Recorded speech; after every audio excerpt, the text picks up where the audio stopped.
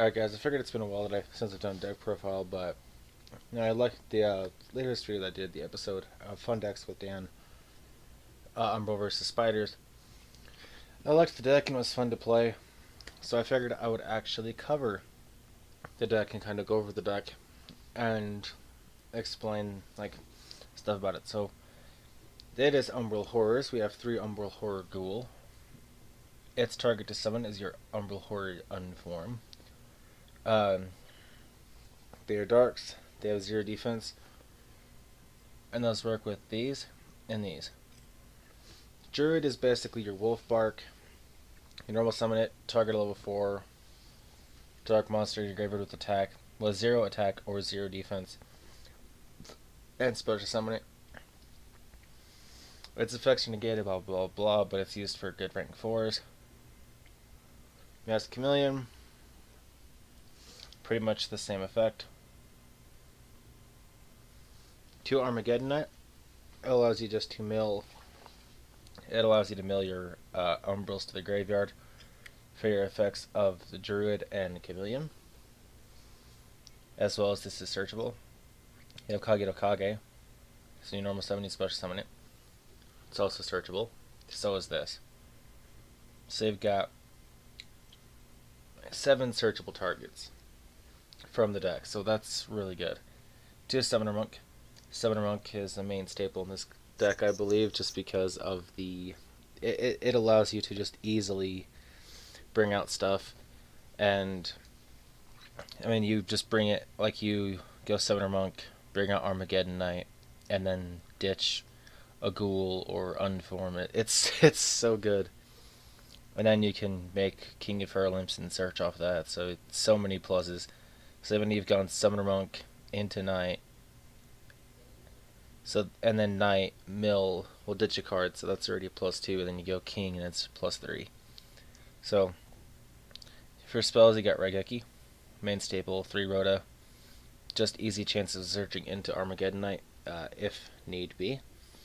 Or if you don't have any left to search for and you have your Rhodas, you can just pitch them for Summoner Monk.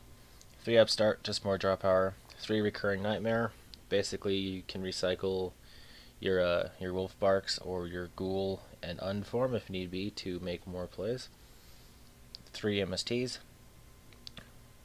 3 Mass Change Second. Since this card was released, this card I think really honestly is one of the best tech cards for any deck, because there's so many good cards like attribute wise that are just way too good, and this card really has come in handy a lot in this deck.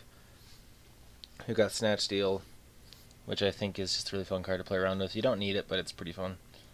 Bottomless, Torrential, Compulse, and Warning all at one, and our 3D Prison. I main 3D Prison and everything, and I love it.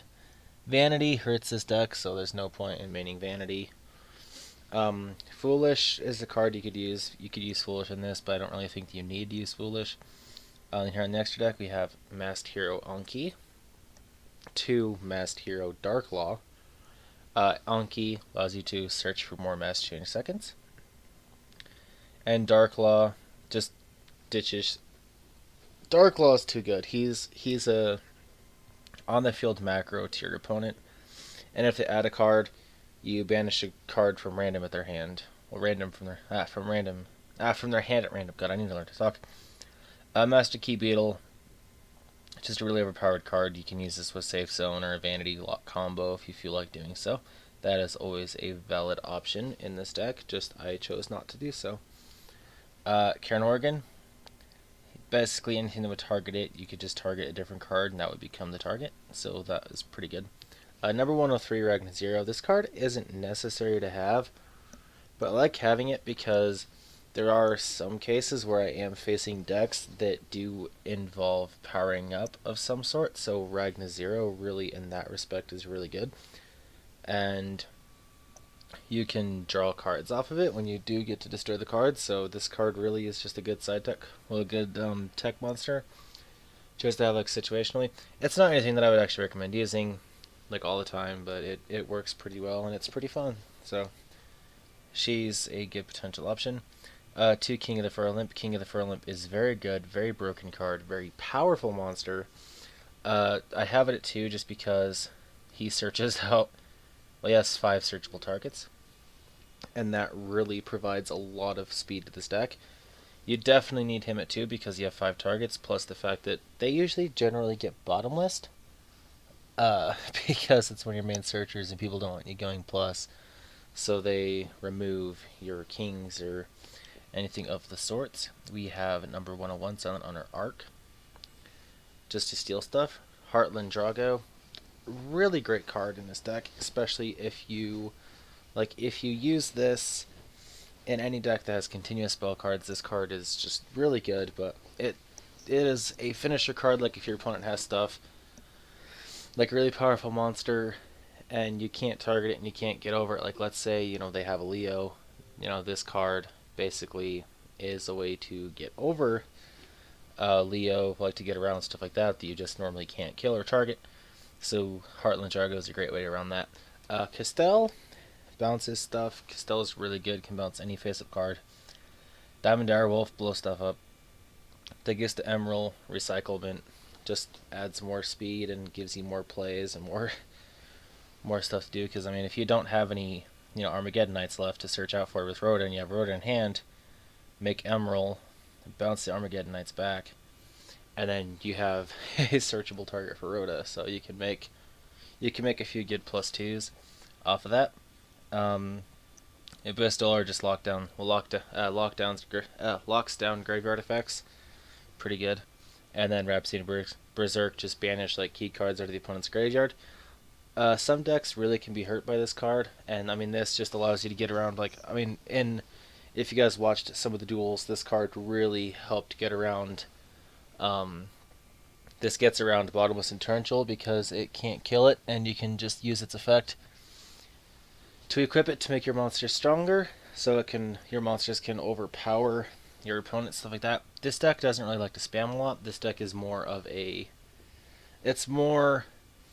consistent deck rather than like let's go spam or something like that. This deck doesn't spam. It's more, well, it's definitely a variable. It's very situational when this deck is going to be good, but when it does get good, it gets good. So that would be a incredible thing to note about this deck is it's not spammy.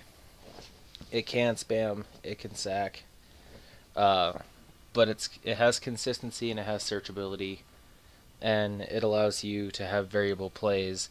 So like when your opponent gets rid of something of yours, you can do another play, and you just have play after play after play. This deck is a deck that doesn't like to die. So when your opponent, they might stop a play of yours, sure, you have something to fall back on.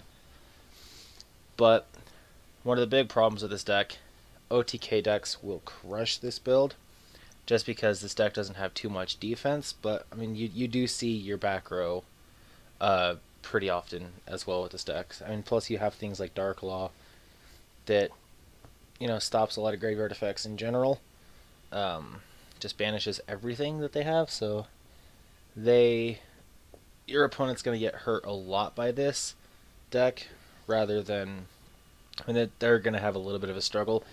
Now this deck, I will tell you this right now, it is not a competitive meta deck because I didn't design it to be competitive against meta. I designed it to be good within a variability of fun.